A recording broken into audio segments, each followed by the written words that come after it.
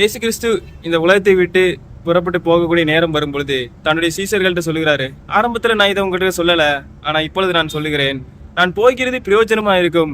நான் போகல அப்படின்னா சத்திய ஆவியாகிய தேற்றரவாளர் வரமாட்டாருன்னு சொல்லுகிறார். அல்லேலூயா. ஆமாங்க, அவர் போனதுனால பரிசுத்த ஆவியானவர் நம்மேல் ஊற்றப்பட்டார். இந்த உலகத்தில் உள்ள எல்லார் மேலும் இயேசு கிறிஸ்து ஏற்றுக்கொண்ட அவர் விசுவாசிக்கிற ஒவ்வொருத்தர் மேலும் பரிசுத்த ஆவியானவர் ஊற்றப்பட்டிருக்கிறார். அல்லேலூயா.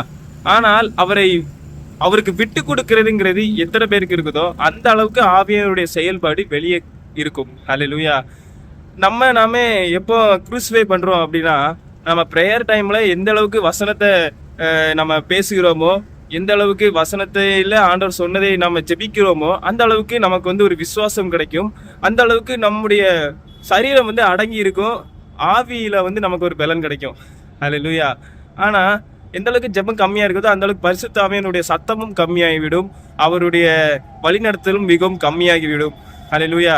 அதனால அவர் அவ்வளவு ப்ரிசிஸா கொடுத்த பரிசுத்த ஆவியானவர், நான் போகிறது பிரயோஜனமா இருக்கும்.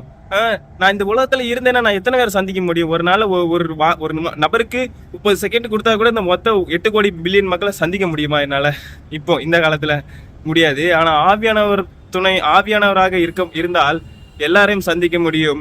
காரணம், அவர் எல்லா கிறிஸ்தவர்கள் மேலும் ஊற்றப்பட்டிருக்கிறார். அல்லேலூயா. அப்போ அவர் சொன்னாரு, அவர் என்னுடைய வசனத்தை உங்களுக்கு ஞாபகப்படுத்தி என்னை நினைவு கூற வைப்பார்.